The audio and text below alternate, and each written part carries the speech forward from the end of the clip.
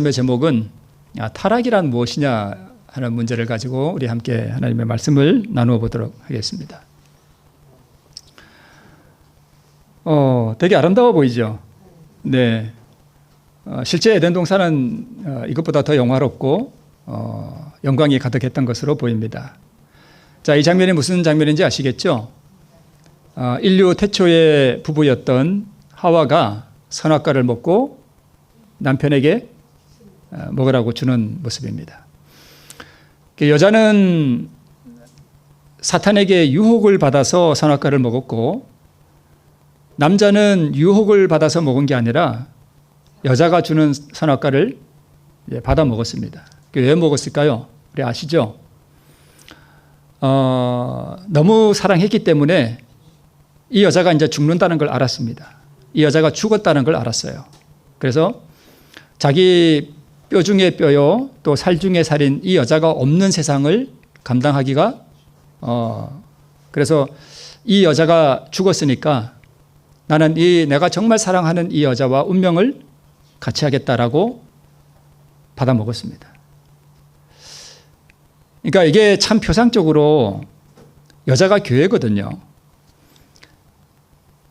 아담은 예수님을 표상해요. 예수님이 여기에 나오는 이 하와는 아담이 선악과를 받아 먹지 않으면 여자는 죽습니다. 영원히. 그러니까 여자는 누구 때문에 사는 거예요? 사실은 아담 때문에 사는 거예요. 그런 표상적인 의미가 있습니다. 교회인 우리도 누구 때문에 사는 거예요? 예수님으로 인해서 우리가 사는 것입니다. 오늘 본문에 나오는 창세기 2장 17절에 하나님께서 이렇게 말씀하셨습니다. 선악을 알게 하는 나무의 열매는 먹지 말라. 내가 먹는 날에는 반드시 죽으리라 하시니라. 자, 그러면 타락이 무엇이냐 하는 것을 우리가 조금 보기 전에 왜 하나님께서는 그러면 선악과를 만들어 놓으셨을까? 선악과 안 만들어 놓았으면 그거 먹을 일도 없을 것이고 죽을 일도 없었을 텐데 왜 선악과를 만들어 놓으셨을까? 우리 몇 가지 조금 살펴보면, 자, 이 세상에 우리 대한민국 정부에도 뭐가 있는가 하면 헌법이라는 것이 있고 또 그게 부칙으로 여러 가지 법들이 있습니다. 그래서 율법 없는 정부는 없습니다. 하나님의 나라도 이 우주를 총괄하는 하나님의 정부도 뭐가 있어요? 율법이라는 것이 있습니다. 그 율법이 사랑의 율법이라고 우리가 그렇게 알고 있죠. 그리고 하나님께서는 아담과 하와를 완전한 자유를 가진 도덕적 행위자로 창조하셨기 때문에 그렇게 선악과가 있었고요. 또 순종과 믿음과 사랑에 대한 하나의 시험으로서 하나님께서 선악과를 주셨습니다. 하나님께서는 선악과를 만드실 때 아담과 하와가 선악과를 먹을 가능성이 있다는 그 위험을 무릅쓰고 이 아담과 하와에게 무엇을 보장해 주었는가 하면 선택의 자유를 보장해 주었습니다. 남자가 어떤 여자를 사랑해서 이 여자를 자기의 아내로 삼을 때 이 여자는 이 남자를 선택할지 아니면 다른 남자를 선택할지 그에게 자유가 주어지는 것과 마찬가지로 남자가 여자를 강제로 뺏어오면 뭐가 돼요? 강도가 되죠. 그건 법에 그렇습니다. 마찬가지로 그렇습니다. 그리고 이 선악과는 방종에 대한 한 억제제로 하나님께서 주신 것입니다. 품성에 대한 시험과 그 품성의 개발에 필수적이었기 때문에 이 선악과가 반드시 있어야만 했고요. 그 다음에 감사와 행복은 자발적 순종에서 오는 것이기 때문에 하나님께서 선악과를 주셨습니다. 자, 여기 마트에서 한 어머니가 이제 장을 보고 있고 한 아이가 지금 뭐 하고 있어요? 떼를 쓰고 있습니다. 여러분, 이 아이가 행복해 보이나요? 불행해 보이나요? 불행해 보입니다. 왜 그러죠? 자, 이 아이가 왜 떼를 쓰는지 모르겠습니다만은 자기가 갖고 싶은 것을 지금 뭐 하고 있는 것 같아요? 사달라고 떼 쓰고 있는 것입니다. 이것을 조금 전에 보았던 그 글에 의하면 방종이라고 합니다. 방종. 그죠? 네. 근데 이 아이는 방종하고 싶은 거예요. 자기 마음대로 하고 싶은 거예요. 그죠? 근데 부모가 그것을 억제하자 지금 뭐가 난 거예요? 화가 났습니다. 이 아이는 행복해 보이지 않습니다. 근데 여기 다른 아이가 하나 있습니다. 이 아이는 보기에도 지금 뭐 한 것 같아요? 부모의 말에 순종하고 있는 것 같습니다. 자발적으로. 그죠? 이 아이는 행복해 보여요? 불행해 보여요? 행복해 보입니다. 행복과 불행은 순종이냐 불순종이냐 거기에 따라서 좌우된다는 것을 우리가 알고 있습니다. 자, 그러면 이런 말씀을 전에도 제가 드렸던 말씀이긴 한데 아담과 하와가 언제 죽었느냐?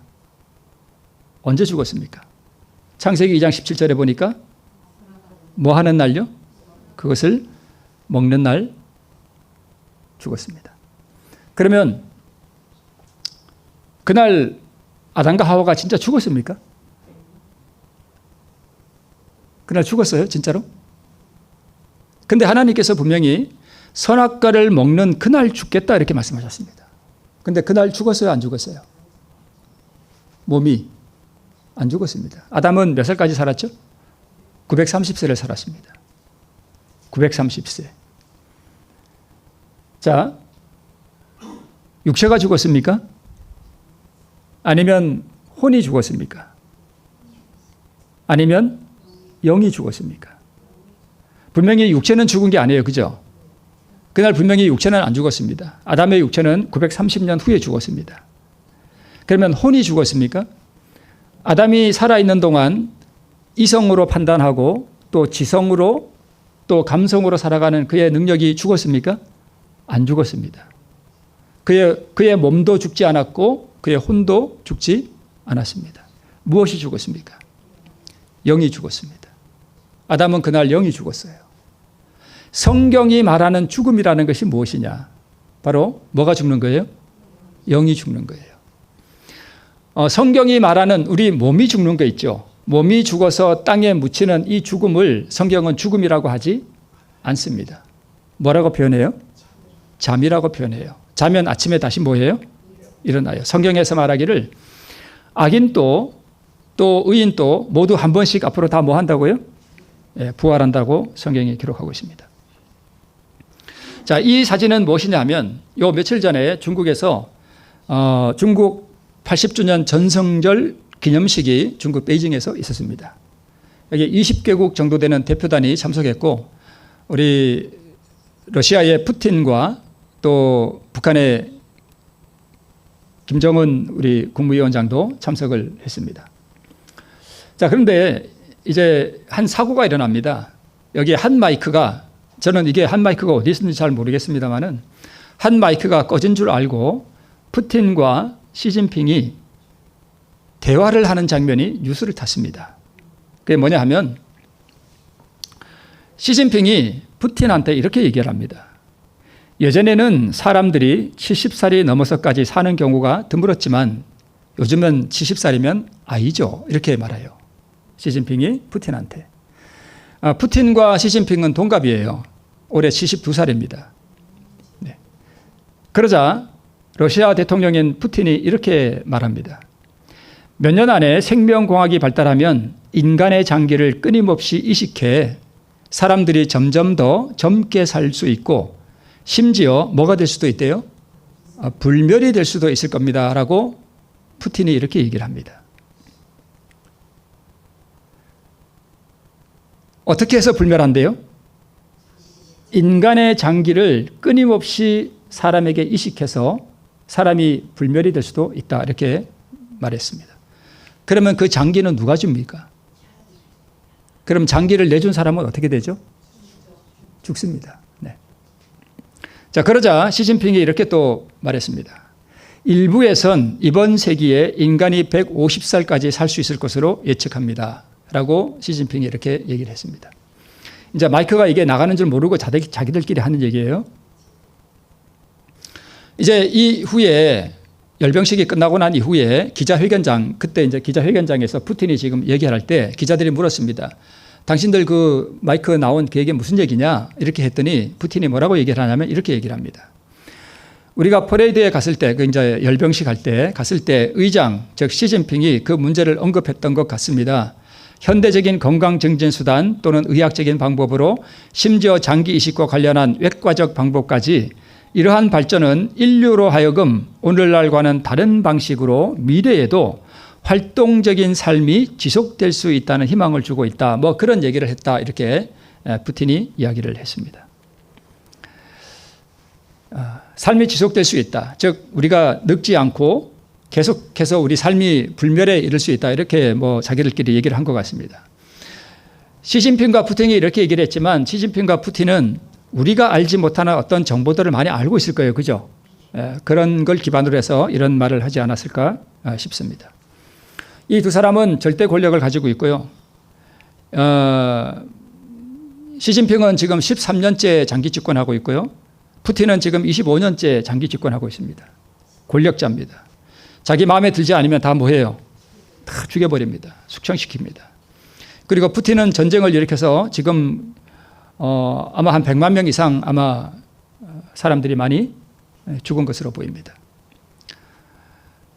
남편을 잃은 수많은 과부들, 자식을 잃은 그 가족들의 슬픔, 그들에게 이르러온 이 고통, 이것들을 뒤로하고 이 두 사람은 지금 뭘 얘기하고 있어요? 뭐 하고 싶은 거예요? 안 죽고 싶은 거예요. 불멸하고 싶은 거예요.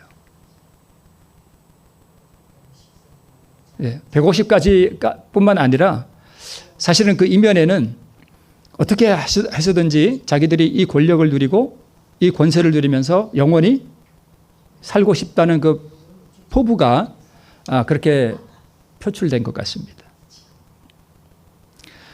불멸과 영생에 대한 욕망이 이게 권력을 가지면 좀 살만하면 더 오래 살고 싶잖아요.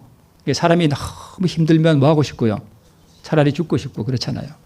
그런데 불멸과 영생에 대한 욕망을 이 두 사람이 가지고 있었던 것으로 보이는데요. 그들이 모르는 것 두 가지가 있었습니다.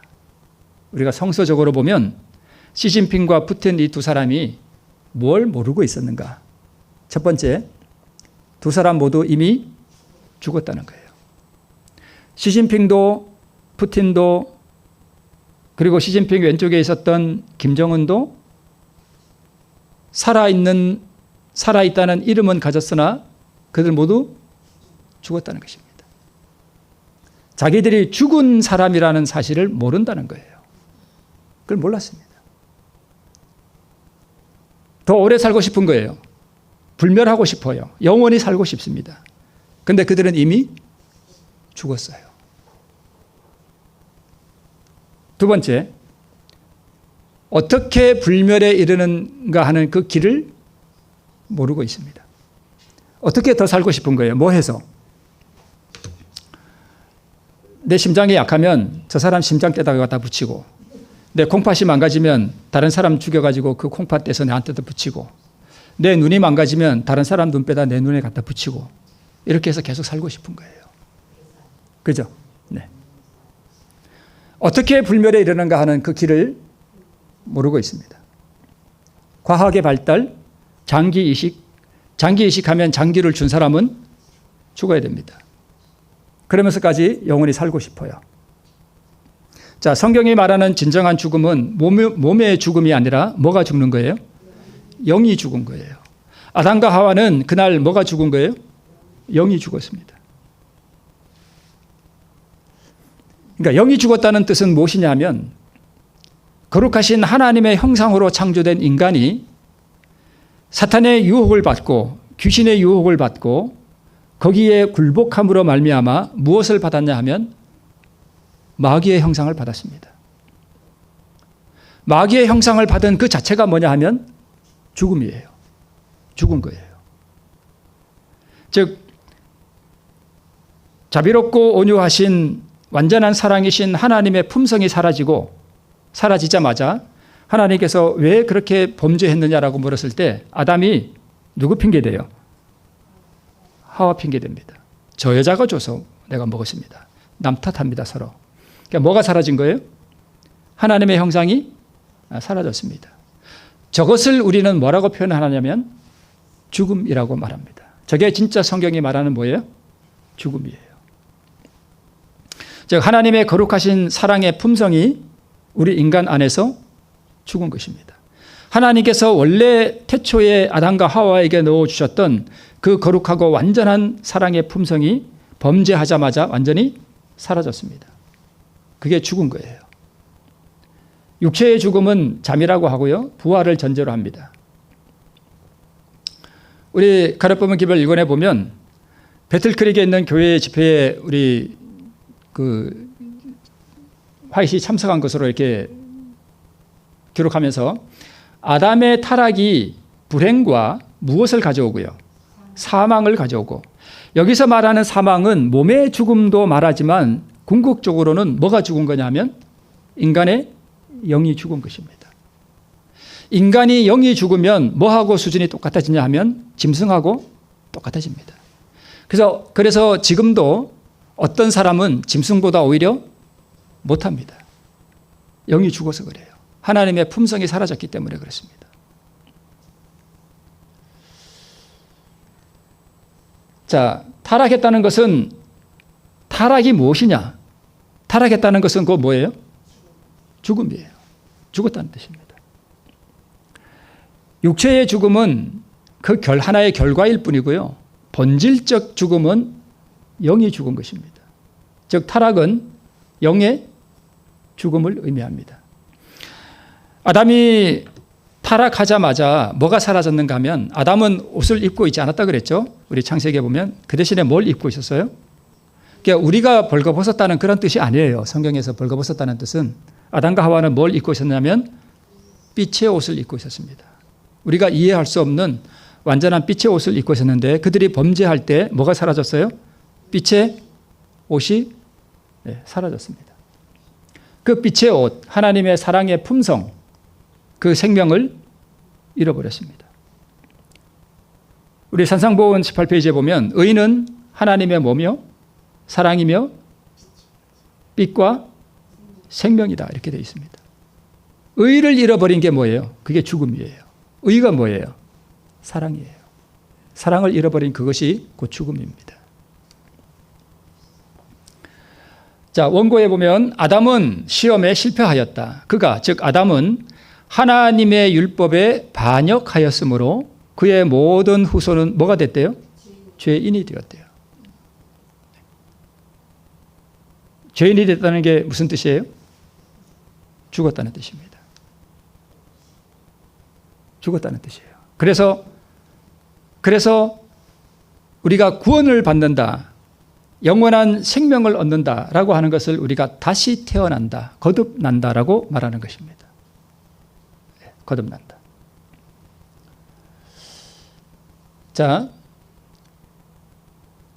방금 읽은 우리 그 기록을 보면 아담은 시험에 실패하였다. 그가 하나님의 율법에 뭐였으므로?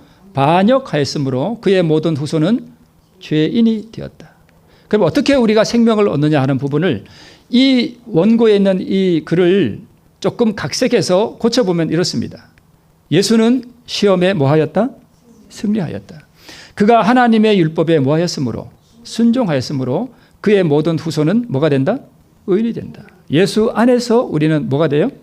의인이 된다는 것입니다. 이게 복음이라는 것입니다. 그래서 여러분, 교회를 왜 다니죠? 좀 착하게 살으라고요? 우리 그거 있죠. 이렇게 그 조폭들이 이렇게 문신하고 착하게 살자. 이렇게 그런 거 우리 전에 보신 적 있으시죠? 기독교가 여러분 착하게 살으라는 것입니까?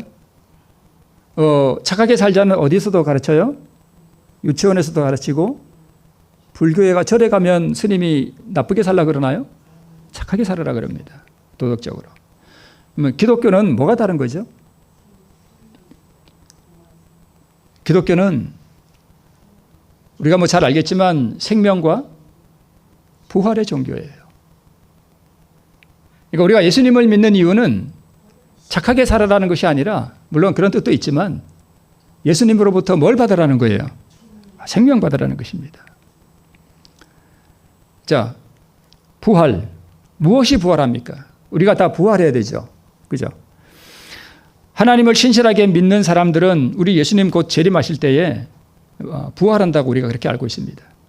그런데 우리는 이 부활에 대한 이 개념을 조금 살짝 바꾸어야 할 필요가 있는데요. 여러분, 부활 그러면 우리가 뭘 생각하냐면, 우리가 무덤에 들어갔다가 하나님의 전능하신 능력으로 말미암아 우리가 부활하는 몸의 부활을 우리가 생각하기 쉬운데 그것도 우리가 부활이 맞습니다. 그런데 성경이 말하는 두 종류의 부활이 있습니다. 자, 사도행전 24장 15절에 보니까 앞으로 의인과 악인의 뭐가 있어요? 부활이 있습니다. 왜 근데 의인이 부활한다는 것은 이해가 되는데 왜 악인이 부활하죠? 예수님께서 악인이건 의인이건 세상에 태어난 모든 사람들을 대속해서 뭐 하셨어요? 죽음의 값을 갚으셨기 때문에 의인과 악인 모두 한 번씩은 다 앞으로 뭐 할 거예요? 부활하게 되어 있습니다. 즉 그 몸이 다시 살게 되어 있습니다. 의인은 무슨 부활로요? 생명의 부활로, 악인은 심판의 부활로 나오게 되어 있습니다. 자, 의인과 악인의 부활이 있고 두 번째 몸의 부활과 뭐의 부활이요? 영의 부활이 있습니다. 영은 신의 성품, 곧 그리스도의 의로운 품성이에요. 몸의 부활은 의인의 몸의 부활은 언제 있고요?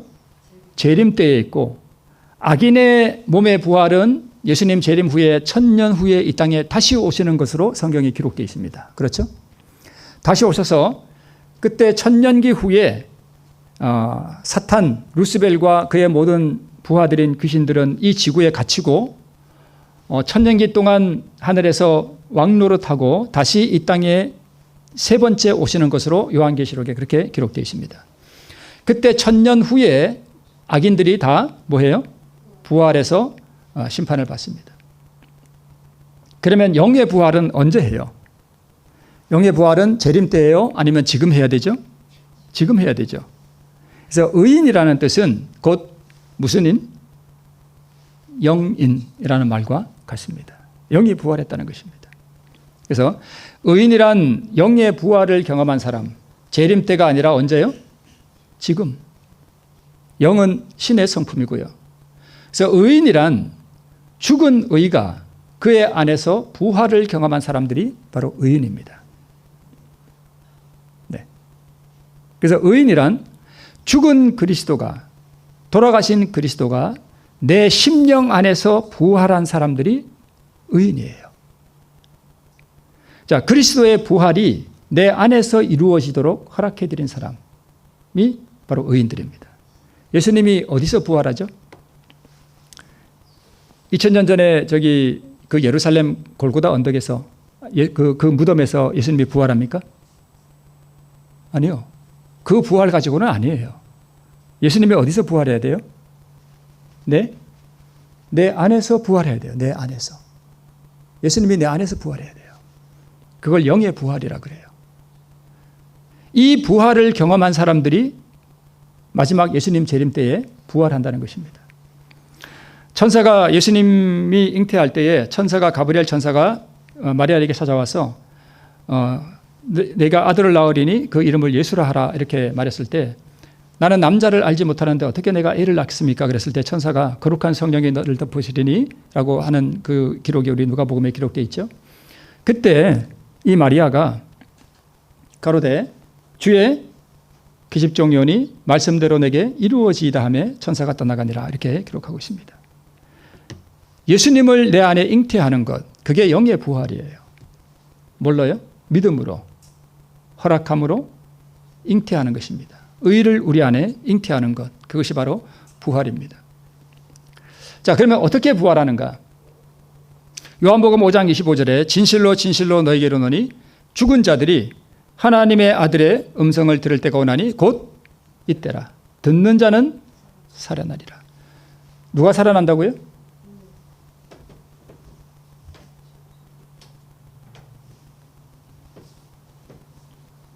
뭐 하는 사람들이 살아난다고요? 듣는 자가 살아난대요. 듣는 자가. 하나님의 아들의 음성, 이 하나님의 아들은 인자이시고요. 하나님의 아들의 음성이 무엇이냐? 요한복음 6장 63절에 이렇게 기록하고 있습니다. 살리는 것은 뭐니? 영이니 육은 무익하니라. 내가 너희에게 이른 말이 영이요 생명이라. 모든 인간의 이론을 파하고 하나님의 말씀을 생명의 말씀으로 받아들이는 그것이 생명이라는 것입니다.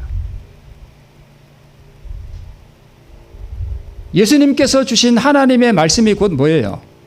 그게 생명이라는 거예요. 살아난다는 것은 뭐고요?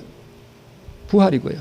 그러면 자, 여기 아까 우리 이 요한복음 5장 25절에 있는 이 말씀을 우리 다시 조금 보면, 자, 죽은 자들이 나오고 하나님의 아들의 음성이 있고요. 그 다음에 듣는 자는 또 살아난다는 이러한 네 가지 문단을 제가 가지고 써놨는데요.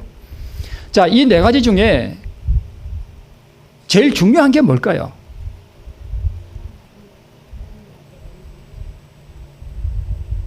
제일 중요한 게 뭘까? 죽은 자들? 아니면 하나님의 아들의 음성? 아니면 듣는 자? 아니면 살아나리라? 무엇이 중요할까요? 자, 먼저 우리 마가복음 5장 22절에 보면 이런 이야기가 기록되어 있습니다. 12살 난 예수님께서 12살 된 죽은 소녀를 살리는 이야기가 마가복음 5장 22절에 기록되어 있습니다. 마가복음 5장에 기록되어 있습니다. 그 아버지가 누구냐면 회당장이에요. 회당은 그 당시에 유대인들이 예배드리는 곳이거든요. 이 회당장 중 하나인 야이로라 하는 이가 와서 예수를 보고 발 아래 엎드려 네 번째 많이 간구하여 가로되 내 어린 딸이 뭐하게 되었사오니 죽게 되었사오니 오셔서 그 위에 손을 얹으사 그로 구원을 얻어 살게 하소서라고 간청을 합니다. 자, 그러면 예수님께 와서 또 예수님을 보고 예수님의 발 앞에 엎드려서 많이 간구한 이 네 가지 행위를 하게 된 그 근본 원인이 어디에 있습니까? 자기 딸이 죽게 되었다는 것입니다. 자기 딸이 죽게 되었기 때문에 이 네 가지 행위가 지금 벌어지는 거죠. 자기 딸이 죽게 되지 않았다면 이렇게 할까요? 안 할까요? 안 하죠. 안 하죠. 이 네 가지 행위의 근본 원인은 뭐예요? 내 어린 딸이 뭐하게 되었사오니? 죽게 되었사오니. 네. 자기가 죽은 줄을 모르는 사람들은 자기 자신이 영이 죽어서 내가 살았다 하는 이름은 가졌으나 내가 살아있는 사람처럼 생각하고 먹고 마시고 다니고 이렇게 살지만 이 근본 영이 죽음으로 말미암아 내 자신이 죽은 인생이라는 사실을 깨닫지 못하면 이와 같이 예수님께 와서 엎드려 간구하지 않는다는 거예요. 기독교 신앙에 있어서 가장 중요한 게 뭐냐 하면 자기가 죽었다는 사실을 아는 거예요. 그래서 성령께서 우리 마음 가운데 무엇을 가르쳐 주시느냐 하면 너는 죽었다는 사실이에요. 그걸 가르쳐 주셔요. 그래서 내가 죽었다는 사실을 깊이 인식할 때에 영원한 생명에 대한 갈망과 그 생명을 주시는 예수님에 대한 갈망이 우리 마음 가운데 생기게 되어 있습니다. 그래서 이 네 가지 여기 이 글 중에 가장 중요한 것이 무엇이냐면 죽은 자들이에요. 죽지 않은 사람들, 그러니까 자기가 실제로는 죽었는데 자기가 죽은 줄 모르고 혹은 자기가 살았다라고 생각하는 사람은 하나님의 아들의 음성이 들릴까요? 안 들릴까요? 안 들립니다. 하나님의 말씀을 우습게 여깁니다. 죽었어요.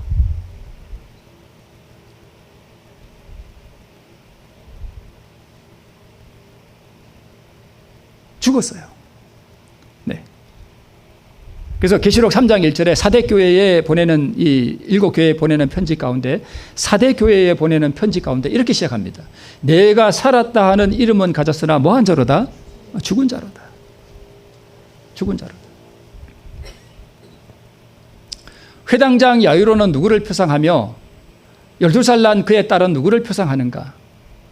회당장 야이로와 그의 딸 어린 소녀는 다 누구냐면 나예요. 나. 회당장 야이로는 나이기도 하고요. 내 안에서 역사하시는 성령이시기도 해요. 회당장 야이로가 뭘 깨달았느냐 하면 내 딸이 죽어간다는 사실을 알았습니다. 그래서 성령께서는 내 안에 오셔서 내 마음을 살피셔서 내 영혼의 비참한 형편과 내 영혼의 이 종말과 이 절망적인 내 상황을 깨닫게 하시고 나에게 생명 주시는 예수님께로 나를 인도하기 위해서 역사하는 분이 성령 하나님이세요. 그리고 회당장 야이로가 예수님께 와서 엎드려 간구하는 그 모든 것들이 바로 의지적 활동이에요. 그죠? 의지적 활동으로 다 이루어졌습니다. 이것을 가능하게 한 것이 무엇이냐면 자기 사랑하는 딸이 죽었다는 사실을 알았기 때문입니다. 그러면 12살 난 그의 딸은 무엇을 표상할까요?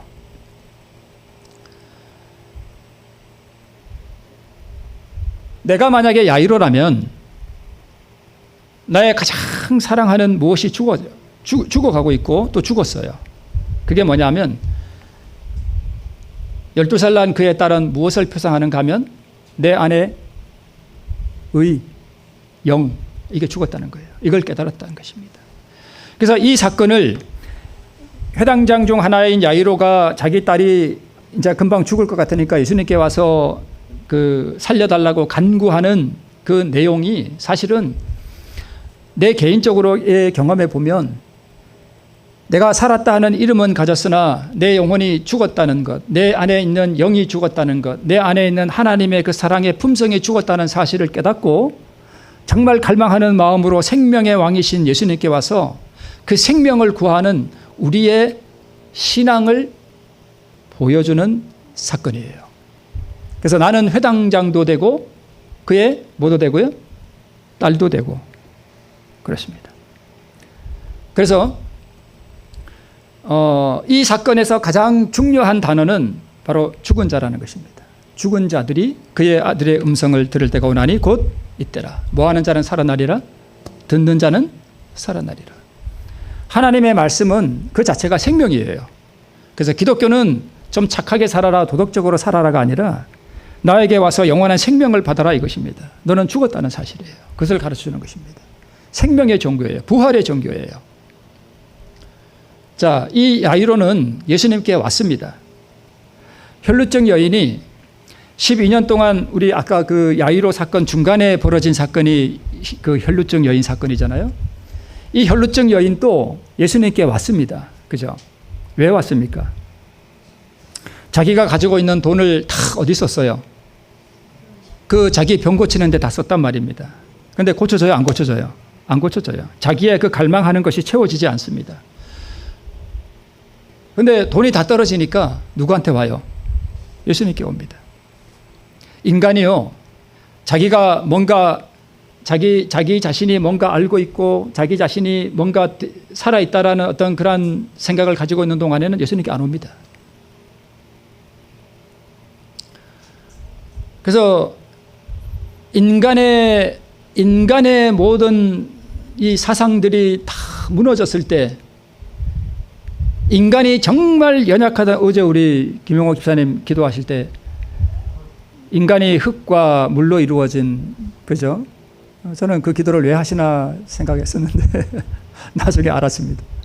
인간이 얼마나 연약한지, 인간이 얼마나 무력한지, 죽어가는 자기 딸 앞에서 정말 아무것도 할 수 없는 그 아버지의 심령, 인간이 얼마나 무력한지, 그것을 인간이 깊이 깨닫고 인간이 정말 내가 죽었다라고 하는 사실을 깊이 인식할 때에 그때에서야 예수님께 오게 되어 있습니다. 인간은 자기가 뭔가 좀 할 수 있고 자기가 뭔가 힘이 있다라고 생각하는 동안에는 하나님을 찾지 않습니다. 그래서 하나님께서는 사람을 때때로 구석에 몰아가셔요. 아주 절망 가운데 던져버리시고 그가 가진 모든 것을 다 뺏어가시기도 하시고, 그래서 이 혈루증 여인도 그래서 예수님께 온 거예요. 세상에 그 무엇도 의지할 수 없는 상태, 세상에 그 어떤 인간도 의지할 수 없는 상태, 내가 아무것도 할 수 없다라는 그 무력감이 사람을 완전히 장악해 버릴 때, 그때에서야 인간은 자기의 연약함을 깨닫고 전능하신 하나님 앞에 와서 엎드립니다. 인간은 자기가 죽었다는 사실을 알아야 돼요. 그게 가장 중요해요. 그게 안 되면 기독교 신앙이 그에게는 다 우의독경이에요. 소귀에 경이 있는 거나 마찬가지예요. 그래서 하나님께서는 때로 사람을 철저하게 무너뜨려 버리십니다.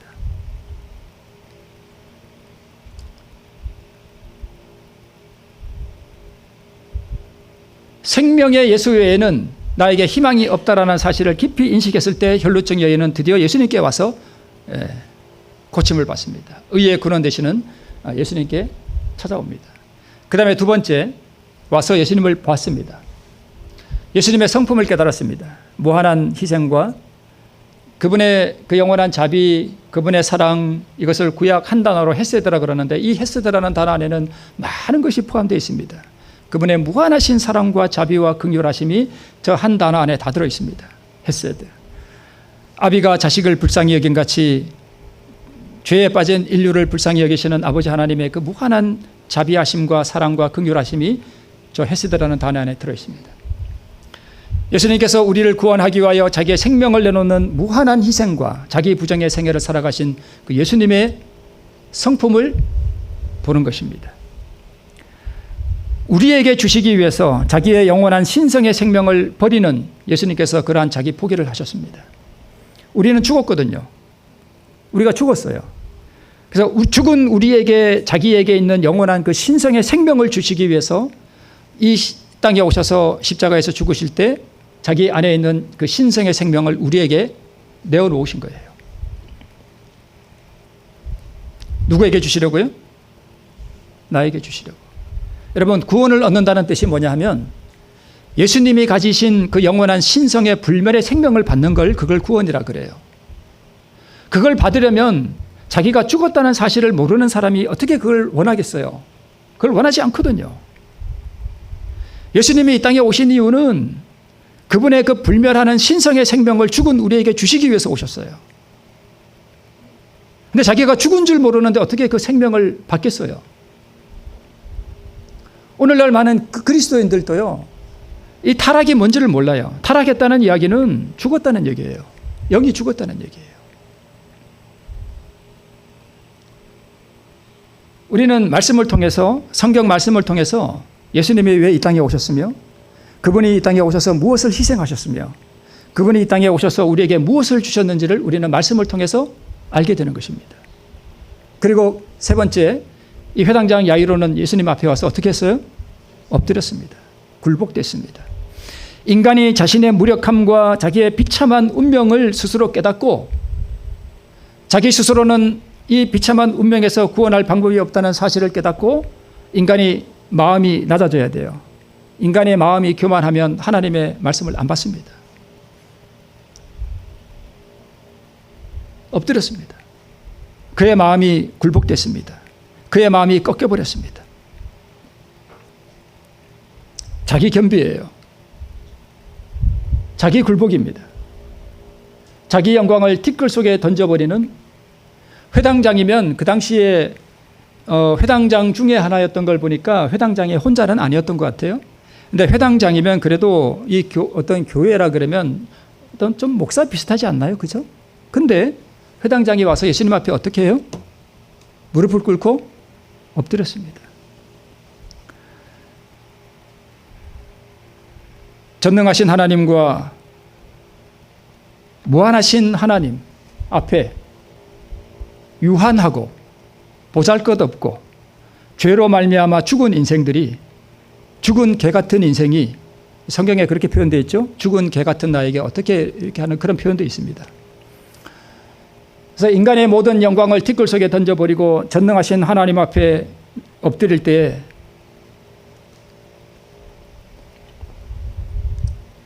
그것을 우리 야이로가 예수님께 와서 그렇게 했습니다.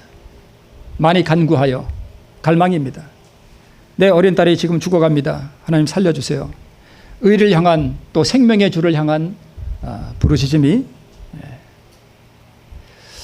오늘날 많은 그리스도인들이 교회를 다니고 하나님을 믿는다라고 우리가 말을 하지만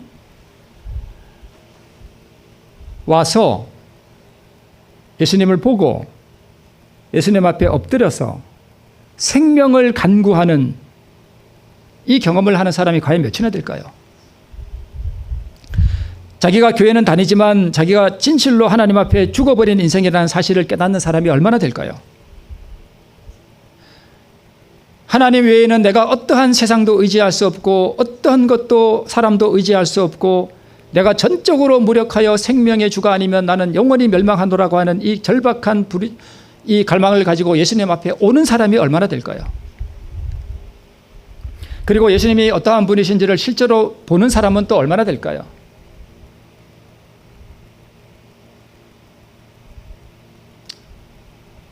그럴 때 어떤 사람이 야이로의 집에서 왔습니다. 이제 예수님이 그 딸을 살리기 위해서, 고쳐주시기 위해서 야이로의 집으로 가는 도중에 혈루병 앓는 여인의 사건이 있었고, 그리고 가는 도중에 사람들이 와서 뭐라고 말하는가 하면 당신 딸이 이미 죽었다라고 얘기합니다. 그때 예수님께서 야이로에게 이렇게 말씀하십니다. 가라사대 두려워 말고 뭐 하기만 하라? 믿기만 하라. 그리하면 딸이 구원을 얻으리라 하시고, 이제 그 집에 갔습니다. 이제 딸이 죽었어요. 사람들이 막 울고불고 이제 난리가 났습니다. 그때 예수님께서 다른 사람을 내보내시고 세 제자와 함께 들어가셔서 뭐라고 말씀하셔요? 달리다굼 하십니다. 소녀야, 일어나라.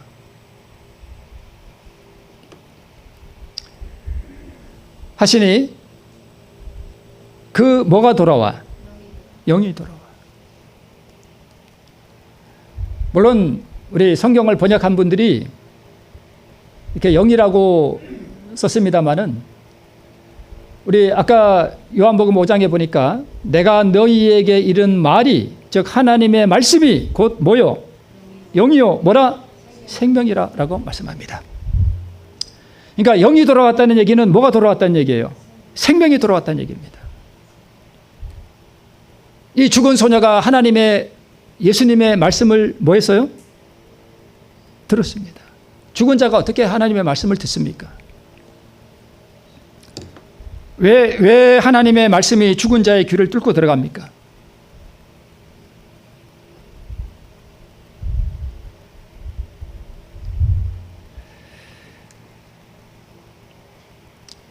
포기하지 않고 간구하는 열성을 통해서 이 야이로는 자기 딸을 살렸습니다. 우리에게 적용해 보자면 이 간구하는 열성을 통해서 우리 안에 의를 부활시키는, 내 안에서 예수님을 내재시키는, 내 안에 생명의 왕을 모시는 그 역사가 일어났습니다. 아까 나왔던 장면인데요. 푸틴이 이렇게 얘기했죠. 인간의 장기를 끊임없이 이식해 심지어 뭐가 될 수도 있을 겁니다. 불멸이 될 수도 있을 겁니다. 이렇게 얘기를 했습니다. 인간의 장기를 여러분 다른 사람 죽이고 그 썩어질 인간의 그 육체에 콩팥 하나 떼다가 자꾸 갖다 붙이고 여기다 갖다 붙이고 그러면 인간이 오래 삽니까? 네, 저는 이 그림을 이렇게 보면서 저는 이 단어를 주목했습니다. 이게 뭐예요? 이식입니다. 이식. 여러분, 이식이 뭐예요? 이식이. 내 것이 아닌 것을 내 몸속에 갖다가 넣는 거죠. 그런데 이 푸틴 대통령이 한 이 말 가운데 엄청난 사실은 어떤 진리가 숨어 있어요.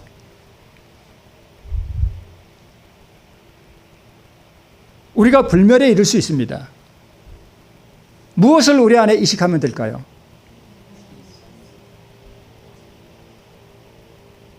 그리스도 우리의 의예요. 그 의가 뭐예요? 생명이잖아요. 이 사람들은 권력을 가졌고 다른 사람의 장기를 떼다가 내 몸에 이식해서 불멸하고 싶은 거예요. 근데 아까 말씀드렸듯이 이 사람들은 둘을 몰라요. 자기들이 이미 뭐 했다는 거, 죽었다는 거. 또 하나는요, 불멸에 이르는 그 길을 모릅니다. 우리는 불멸에 이르는 그 길을 알고 있습니까?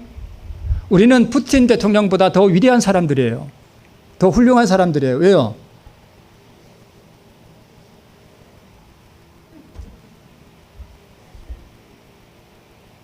이거 한번 읽어보세요. 여러분, 불멸이 뭐예요? 불멸. 죽지 않는 거예요. 죽지 않는 게 아니라 죽을 수 없는 거예요. 그죠?